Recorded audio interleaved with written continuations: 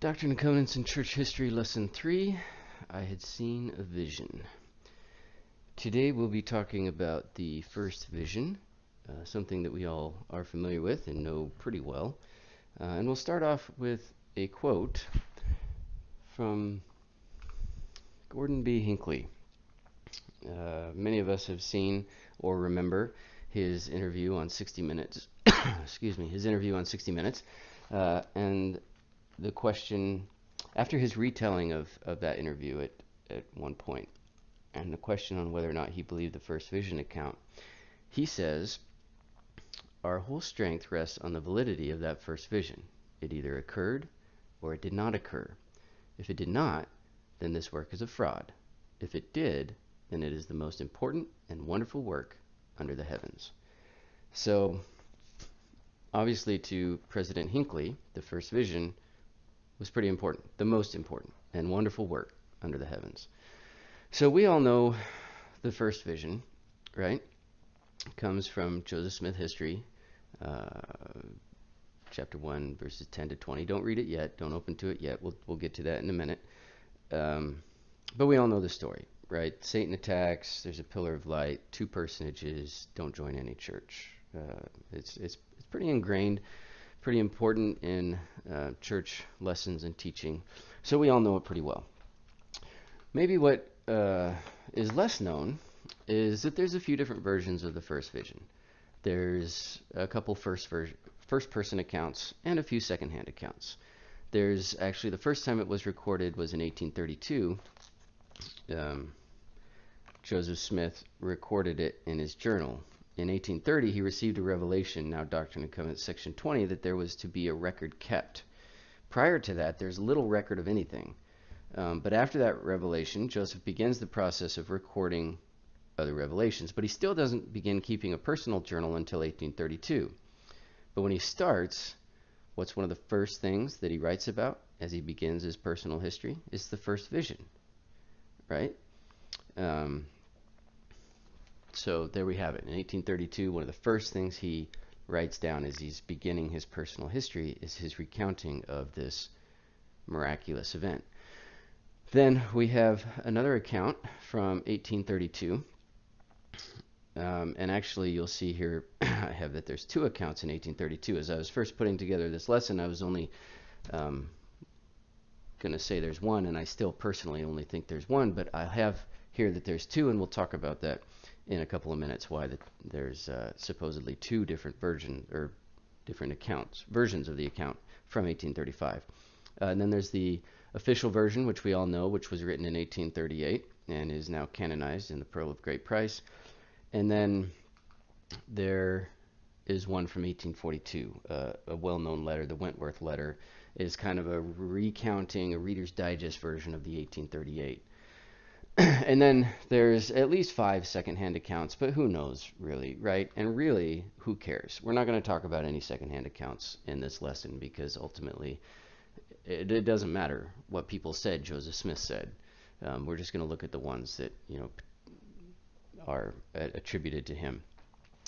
But an interesting thing about this, in 1996, there was a book published called At the Heart of the Church, which was a bunch of essays written by general authorities about Joseph Smith. And Russell M. Nelson says, you will want to study and become familiar with each of the recorded accounts of the first vision. So if you haven't done that already, you're about 20 years behind. So you should probably start. And today is a good place. We'll go through each of these recorded accounts, first-person accounts, and then you can take your personal study and dig into them deeper. So to start off with, let's look at a timeline of the official version, the one in the Pearl of Great Price. In 1820, the first vision happens, right? In 1838, it's recorded. It's published in the Times and Seasons newspaper in 1842. It's published in the Pearl of Great Price in England in 1851. We'll talk quite a bit about the Pearl of Great Price in a later lesson. It's canonized in 1880. And then fast forward to 1960, and it's added into the missionary lessons. right? If you look at the timeline of the 5 different versions, right, it still happens in 1820. It's recorded in his journal in 1832, and then it's recorded also in his journal for a second and third time, and we'll talk about that, in 1835. It's recorded, the official version recorded in 1838. And then it's not only is the Wentworth letter sent in 1842, but it's published. The first vision is published in 1842 as well. And then again in the Pearl of Great Price in 1851, and Canonitis in 1880, and then still, 1960 is when it finally enters the missionary lessons. So if we look at the path to publicity, so to speak, of the first vision, it's pretty interesting. Oliver Cowdery published the first history of the church in a series of letters in the Messenger and Advocate in 1834-35. Not only did Joseph Smith never teach it publicly, and he only ever talked about it in private conversations, but he actually stopped it from being published in this history of the church. Now, nobody really knows why we weren't there, but some speculation says that one of the reasons for not using the first vision at that time may have been that the first generation of Mormon theologians placed much more emphasis on the idea that the restoration of the gospel began when Moroni delivered the Book of Mormon to Joseph Smith. This event, after all, was depicted from the beginning as fulfilling the prophecy in Revelations where John declared, "And I saw another angel fly in the midst of heaven, having the everlasting gospel to preach unto them that dwell on the earth." So that's one reason why it may not have been published. Joseph Smith may not have wanted the emphasis on him, but more on the Book of Mormon and the work itself.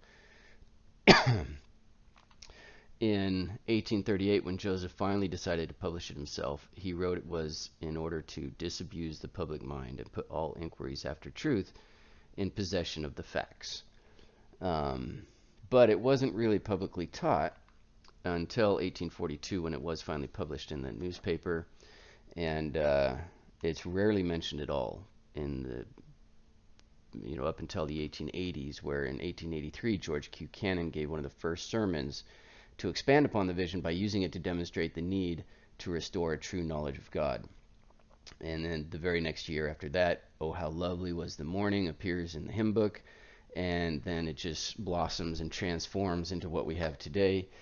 And it entered into the missionary lessons in 1961. So and then, now we teach it all the time. When I was on my mission, it's one of the first things that we teach. And it's very well known throughout the church. So that's kind of the path to where it is now, where it's a very public, very core doctrine, whereas it started out, very kind of sacred, you could say, to Joseph Smith. Maybe he didn't talk about it much. He didn't really want to publish it. He actually stopped it from being published. It wasn't until, there's some rumors going around that he finally published it, just to put the facts out there. So let's look at each of the different versions of the first vision. Obviously, we'll start in 1832 with his journal, Joseph Smith's journal. So this is written partially in his own hand, and we'll go ahead and read that right now.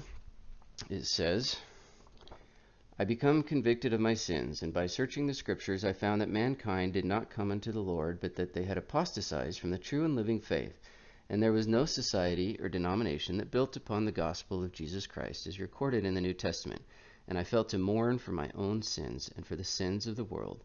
For I learned in the scriptures that God was the same yesterday, today, and forever, that he was no respecter of persons, for he was God.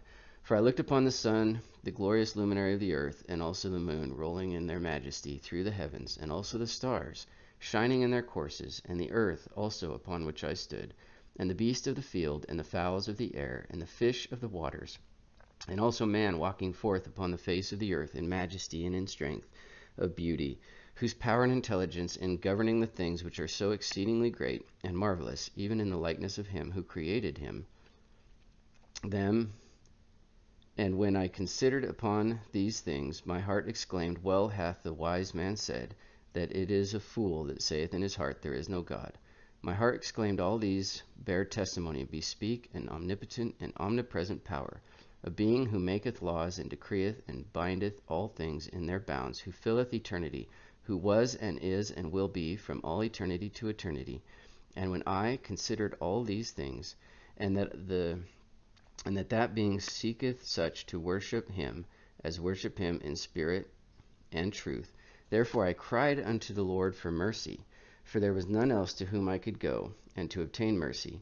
And the Lord heard my cry in the wilderness, and while in the attitude of calling upon the Lord in my 16th year of my age, a pillar of light above the brightness of the sun, at noonday, come down from above, and rested upon me. And I was filled with the Spirit of God, and the Lord opened the heavens upon me. And I saw the Lord, and he spake unto me, saying, Joseph, my son, thy sins are forgiven thee. Go thy way, walk in my statutes, and keep my commandments. Behold, I am the Lord of glory. I was crucified for the world, that all those who believe on my name may have eternal life. Behold, the world lieth in sin, and at this time, and none doeth good, no, not one, that they have turned aside from the gospel, and keep not my commandments. They draw near to me with their lips, while their hearts are far from me. And mine anger is kindling against the inhabitants of the earth, to visit them according to their ungodliness, and to bring to pass that which hath been spoken by the mouth of the prophets and apostles. Behold, and lo, I come quickly, as it is written of me, in the cloud, clothed in the glory of my Father. And my soul was filled with love, and for many days I could rejoice with great joy. And the Lord was with me, but I could find none that would believe the heavenly vision. Nevertheless, I pondered these things in my heart. So there you have the 1832 version, partially written in his own hand. One of the first things that stands out to many people who read this is no adversary is mentioned at all. And only Christ is mentioned. The Father isn't mentioned. And one of the main themes through that account is that he was forgiven of his sins.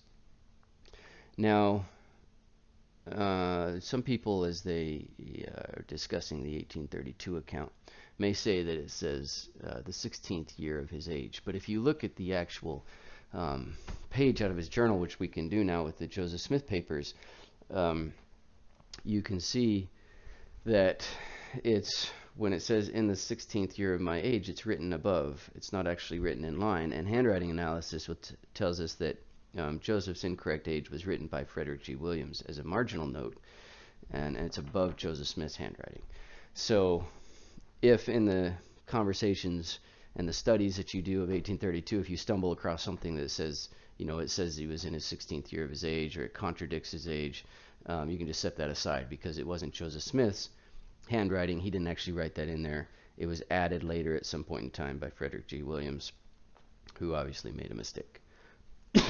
So if we go to the next version, the 1835 version, a couple years later, it was in the fall of 1835. It was in Kirtland, and Warren Parrish was the scribe. It was not written by Joseph Smith himself, and it was instigated by a visit from a man who called himself Joshua the Jewish minister. Now, Joshua was an interesting guy. He was tall and slender. He had a green trench coat, fur hat, and he closed his eyes and scowled when he talked. And he knocked on Joseph's house, the door of Joseph's house, and spent the day with Joseph, and the next morning. And he told Joseph that he was Matthias, the apostle, resurrected. Joseph said that he cast the devil out of him, and then Joshua spends another night and eventually leaves. Now, Joshua, it turned out, was a wanted man in other areas. He was an interesting character. His real name was actually Robert Matthews, and he was maybe delusional, I don't know, but he was what instigated Joseph Smith. As they were discussing, Joseph Smith talks to him about his first vision account. So in 1835, we'll read it. It says, I commenced giving him a relation of the circumstances connected with the coming forth of the Book of Mormon, as follows, being wrought up in my mind, respecting the subject of religion and looking at the different systems taught the children of men. I knew not who was right or who was wrong, and I considered it of the first importance that I should be right in matters that involve eternal consequence. Being thus perplexed in mind, I retired to the silent grove and bowed down before the Lord, under a realizing sense that he had said, if the Bible be true, ask and you shall receive, knock and it shall be opened, seek and you shall find. And again, if any man lack wisdom, let him ask of God, who giveth to all men liberally and upbraideth not. Information was what I most desired at this time, and with a fixed determination to obtain it, I called upon the Lord for the first time. In the place above stated, or in other words, I made a fruitless attempt to pray. My tongue seemed to be swollen in my mouth so that I could not utter. I heard a noise behind me like some person walking toward me. I strove again to pray, but could not. The noise of walking seemed to draw nearer. I sprung up on my feet and looked around, but saw no person or thing that was calculated to produce the noise of walking. I kneeled again. My mouth was opened and my tongue liberated, and I called on the Lord in mighty prayer. A pillar of fire appeared above my head. It presently rested down upon me and filled me with joy unspeakable. A personage appeared in the midst of this pillar of flame, which was spread all around, and yet nothing consumed. Another personage soon appeared like unto the first. He said unto me, Thy sins are forgiven thee. He testified unto me that Jesus Christ is the Son of God. And I saw many angels in this vision, and I was about 14 years old when I received this first communication. So there we have, it's the first mention of Satan or some sort of opposition, and he says he saw many angels, and he ends it by saying he was about 14 years old. Now, this is where I mentioned earlier, two accounts in 1835. There are, if you look later in the journal, you turn a couple pages in the Joseph Smith papers in that journal, you'll stumble across a second account where it says, this afternoon, Erastus Holmes of Newbury, Ohio, called on me to inquire about the establishment of the church and to be instructed in doctrine more perfectly. I gave him a brief relation of my experience while in my juvenile years, say from 6 years old up to the time I received the first visitation of angels, which was when I was about 14 years old. Also the revelations that I received afterwards concerning the Book of Mormon, and a short account of the rise and progress of the church up to this date. So in my mind, that's a reference to the first vision, not an account of the first vision, but I include it in here for reasons that will become clear in a couple of slides. So if we go to the 1838 edition, this one you can read right out of your Pearl of Great Price. It came from November of 1838. Joseph's journal at the time indicates that him, Sidney Rigdon, and George Robinson collaborated on beginning the history in late April. So it's the most polished version, as they were, we read the quote earlier, he was looking to present the facts. He was working with Sidney Rigdon and George Robinson. Together they were editing this, drafting this. But we don't know for sure who wrote it. We know the three of them were collaborating on the history, but we don't know who wrote it. So if we read that, go to Joseph Smith History, chapter 1, we'll start in verse 10. It says, in the midst of this war of words and tumult of opinions, I often said to myself, what is to be done? Who of all these parties are right? Or are they all wrong together? If any one of them be right, which is it? And how shall I know it? While I was laboring under the extreme difficulties caused by the contest of these parties of religionists, I was one day reading the Epistle of James, 1st chapter and 5th verse, which reads, if any of you lack wisdom, let him ask of God, that giveth to all men liberally and upbraideth not, and it shall be given him. Never did any passage of Scripture come with more power to the heart of man than this did at this time to mine. It seemed to enter with great force into every feeling of my heart. I reflected on it again and again, knowing that if any person needed wisdom from God, I did. For how to act I did not know. And unless I could get more wisdom than I then had, I would never know, for the teachers of religion of the different sects understood the same passages of Scripture so differently as to destroy all confidence in settling the question by an appeal to the Bible. At length, I came to the conclusion that I must either remain in darkness and confusion, or else I must do as James directs, that is, ask of God. I at length came to the determination to ask of God, concluding that if he gave wisdom to them that lacked wisdom, and would give it liberally, and not upbraid, I might venture. So in accordance with this, my determination to ask of God, I retired to the woods to make the attempt. It was on the morning of a beautiful clear day, early in the spring of 1820. It was the first time in my life that I had made such an attempt, for amidst all my anxieties, I had never as yet made the attempt to pray vocally. After I had retired to the place where I had previously designed to go, having looked around me and finding myself alone, I kneeled down and began to offer up the desires of my heart to God. I had scarcely done so when immediately I was seized upon by some power which entirely overcame me, and had such an astonishing influence over me as to bind my tongue so that I could not speak. Thick darkness gathered around me, and it seemed to me for a time as if I were doomed to sudden destruction. But, exerting all my powers to call upon God to deliver me out of the power of this enemy which had seized upon me, and at the very moment when I was ready to sink into despair and abandon myself to destruction, not to an imaginary ruin, but to the power of some actual being from the unseen world, who had such marvelous power as I had never before felt in any being, just at this moment of great alarm, I saw a pillar of light exactly over my head, above the brightness of the sun, which descended gradually until it fell upon me. It no sooner appeared than I found myself delivered from the enemy which held me bound. When the light rested upon me, I saw two personages, whose brightness and glory defy all description, standing above me in the air. One of them spake unto me, calling me by name, and said, pointing to the other, This is my beloved Son, hear him. My object in going to inquire of the Lord was to know which of all the sects was right, that I might know which to join. No sooner, therefore, did I get possession of myself, so as to be able to speak, than I asked the personages, who stood above me in the light, which of all the sects was right, for at this time it had never entered into my heart that all were wrong, and which I should join. I was answered that I must join none of them, for they were all wrong, and the personage who addressed me said that all their creeds were an abomination in his sight, that those professors were all corrupt, that they draw near to me with their lips, but their hearts are far from me. They teach for doctrines the commandments of men, having a form of godliness, but they deny the power thereof. He again forbade me to join any of them, and many other things which did he say to me, which I cannot write at this time. When I came to myself again, I found myself lying on my back, looking up into heaven. When the light had departed, I had no strength, but soon recovering in some degree, I went home. And as I leaned up to the fireplace, mother inquired what the matter was. I replied, Never mind, all is well. I am well enough off. I then said to my mother, I have learned for myself that Presbyterianism is not true. It seems as though the adversary was aware, at a very early period in my life, that I was destined to prove a disturber and an annoyer of his kingdom. Else why should the powers of darkness combine against me? Why the opposition and persecution that arose against me almost in my infancy? So there we have obviously the most polished version.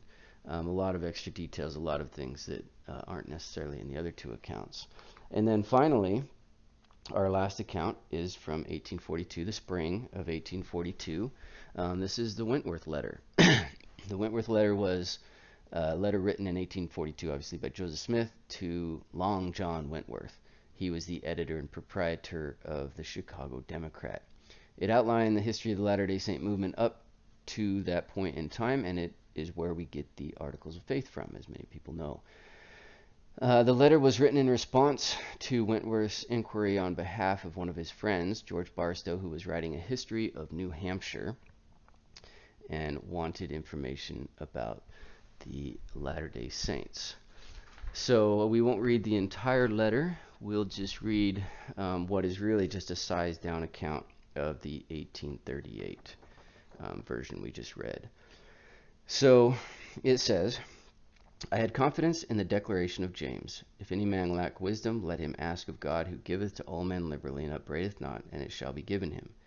I retired to a secret place in a grove, and began to call upon the Lord. While fervently engaged in supplication, my mind was taken away from the objects with which I was surrounded, and I was enwrapped in a heavenly vision, and saw two glorious personages, who exactly resembled each other in features and likeness, surrounded with a brilliant light, which eclipsed the sun at noonday. They told me that all religious denominations were believing in incorrect doctrines, and that none of them was acknowledged of God as his church and kingdom, and I was expressly commanded to go not after them, at the same time receiving a promise that the fullness of the gospel should at some future time be made known unto me. So very similar to the 1838 account, just really brief and shrunk down. So when we look at these accounts, we should discuss, are there contradictions? Now it's difficult to Google this or to do much research at all on this without coming across this little infographic. Now it's easy for us, here in gospel doctrine class, to dismiss these contradictions, right? We have a testimony, we're good, it doesn't matter, we'll just dismiss them. But the fact remains, this infographic here is pretty prevalent when you're Googling, and it's had a severe impact on some people. Some people's testimonies have been severely impacted by this. And so I'd like to just briefly, review this infographic. We won't spend a lot of time on it, but this is serious stuff. A lot of people have lost their testimonies, and some even left the church as they have, come across infographics like this. So first off, the thing I want to point out is it says there's two 1835 accounts. This infographic is the reason why I included that sentence, and I say that there's two 1835 accounts. If I were teaching this lesson and had not stumbled across this infographic, we never even would have mentioned that second 1835 account, because it's not an account, it's a reference. And what happened to 1842? 1842, while again maybe not an account, more of a reference, is somewhat detailed. So I'm unclear, and I don't want to make assumptions, but I'm unclear of why that second 1835 reference is included as an account, and why 1842 isn't there. And you'll see that box in the middle. It says this is only a small sample. There are 10 versions that evolved over time. Many of those are secondhand accounts that they're talking about, which we're not getting into because, like I said, I don't really care. So that second 1835, it was just a passing reference, and it's only 5 days away from the first one. Now, if we look at what they're comparing here, we look at that first 1835 account. It says that there's a big red X by God the Father and Jesus Christ, saying that the 1835 account doesn't say God the Father and Jesus Christ, but a separate one there is two personages. So the 1835 account does say there were two personages, but doesn't specifically say that they're God the Father and Jesus Christ. And if you look at the other ones, the 1832, the two personages has a red X, God the Father has a red X. The 1838, two personages, God the Father and Jesus Christ, are all check marks. So I'm not really, I don't see the issue there. Next, we got Pillar of Fire. Pillar of Fire was in the first 1835 version, but it's got a big red X in the other three versions they're looking at. Now, in the second 1835, it's obviously not going to be in there. It's a reference less than a sentence long. You can't get all the details in there. But if we look at the first version, the 1832 version that was written in his own hand, and we go back to those journal pages, we see that he actually wrote fire, and then he scribbled it out, and he put light. And if we look at the 1838, the official version, he says a pillar of light above the brightness of the sun. What is the sun? The sun is a big ball of fire, right? So I think what we get from this is that in 1832 he wrote fire, but then he thought, no, it's not a fire. The forest wasn't burning down, so he scribbled it out and he put light. But then later on, well, it was a fire. What we get from this is it was a very intense light, a very intense experience above the brightness of the sun, and Joseph didn't really have the words to explain what it was, which makes perfect sense if you're having a spiritual experience like this. So, we're not going to go any further into this infographic here, but you'll probably come across this as you are doing your own study of the different versions of the first vision, like you were implored to do earlier on. And don't take it too seriously, or don't maybe take it seriously, but don't look at it and immediately react.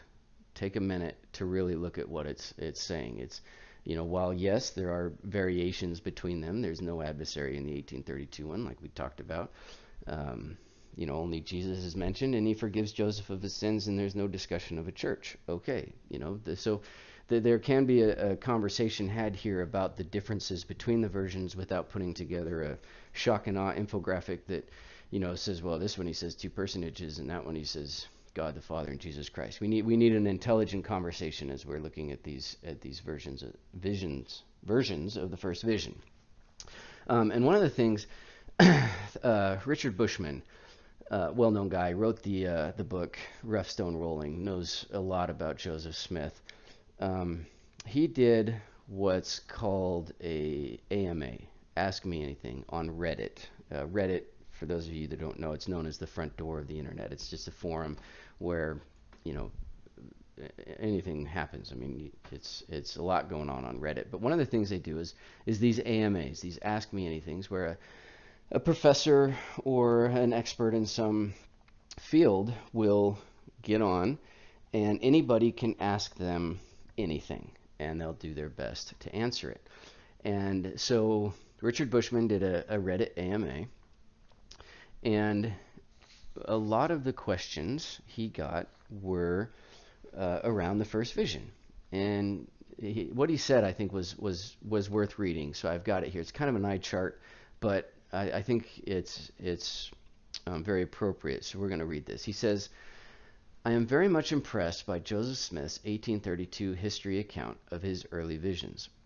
This is the one partially written in his own hand and the rest dictated to Frederick G. Williams. I think it is more revealing than the official account, presumably written in 1838 and contained in the Pearl of Great Price. We don't know who wrote the 1838 account. Joseph's journal indicates that he, Sidney Rigdon, and George Robinson collaborated on beginning the history in late April, but we don't know who actually drafted the history. It is a polished narrative, but unlike anything Joseph ever wrote himself. The 1832 history we know is his because of the handwriting. It comes rushing forth from Joseph's mind in a gush of words that seem artless and uncalculated, a flood of raw experience. I think this account has the marks of an authentic visionary experience. There is the distance from God, the perplexity and yearning for answers, the perplexity, and then the experience itself, which brings intense joy, followed by fear and anxiety. Can he deal with the powerful force he has encountered? Is he worthy and able? It is a classic announcement of a prophet's call, and I find it entirely believable. This is just a snippet of his response on the AMA. There's stuff before it and stuff after it, and I would encourage you, as you are studying the different versions of the first vision, that you look this up and read his whole text or answer there, because it's very interesting, and it's a great place if you're looking for a springboard as you're going to begin studying. It's a great place to start. So in closing, we started with a quote from Gordon B. Hinckley. I think it's we should go full circle, and we'll end with a quote from Gordon B. Hinckley. So at the beginning, he told us that it's the most important thing in the history of the world, more or less. And now, what does he have to say about the fact that there's different versions? Gordon B. Hinckley says, I am not worried that the prophet Joseph Smith gave a number of versions of the first vision any more than I am worried that there are 4 different writers of the Gospels in the New Testament, each with his own perceptions, each telling the events to meet his own purpose for writing at the time. I am more concerned with the fact that God has revealed in this dispensation a great and marvelous and beautiful plan that motivates men and women to love their Creator and their Redeemer, to appreciate and serve one another, to walk in faith on the road that leads to immortality and eternal life. So I'm with President Hinckley there. I'm not really all that concerned about the different versions. Any experience I've had in my life that's worth retelling is going to be retold more than once, and I'm pretty sure that I'm not going to get the details all exactly the same every time. And if you look at the details, that's not really the point.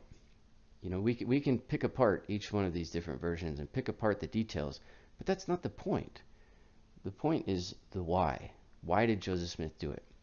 In 1832, he says, my mind became seriously impressed with regard to the all-important concerns for the welfare of my immortal soul. In 1835, I considered it of the first importance that I should be right in matters that involve eternal consequences. 1838, my mind was called up to a serious reflection and great uneasiness. My feelings were deep and often poignant. What is to be done? 1842, I began to reflect upon the importance of being prepared for a future, i.e., eternal state. So his motivations, what he's telling us are his motivations, the why he did it. There's a pretty common thread in there, right? They're different words that he's using, to be sure, but there's no mistaking the commonality of their underlying meaning. All of these accounts show that Joseph's deepest desire was to know what he had to do to be saved. That was the one and only item on his agenda as he went into the sacred grove, right? Ezra Taft Benson, quick quote from him: the appearance of God the Father and his Son Jesus Christ to the boy prophet is the greatest event that has ever occurred in this world since the resurrection of the Master. Why? Well, what do we learn from it? If you have a question, take it to God, right? Read your scriptures too. I mean, that kind of is what instigated Joseph Smith, going out there. But God answers prayers.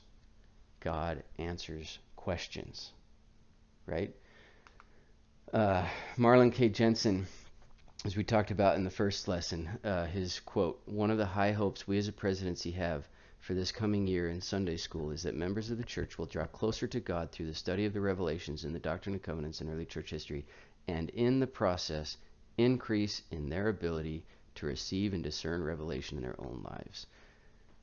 That's one of the things we learn from the first vision. Revelation comes. God answers prayers. That's why it's so important. We don't need to go to somebody else and ask them a question. We don't need to wonder what the answers are. If we stumble across an infographic that, maybe doesn't make sense to us, we don't need to get concerned and worried and wonder. God answers questions. Joseph Smith's experience proves that.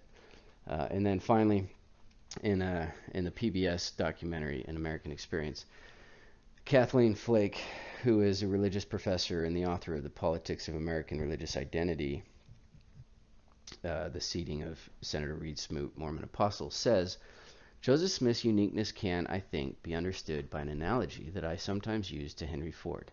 Henry Ford wanted a car in every home. Joseph Smith was the Henry Ford of Revelation. He wanted every home to have one. And the revelation he had in mind was the revelation he'd had, which was seeing God. So that's what we get from the first vision. Not that we need to look to Joseph Smith, look to the first vision. I mean, it's great, it's good, build your, use that as a foundation. But the ultimate goal here is that we get from it, that we can have the same experience, that we can be, we can have our prayers answered, we can have our questions answered, and God is there for us. Thank you.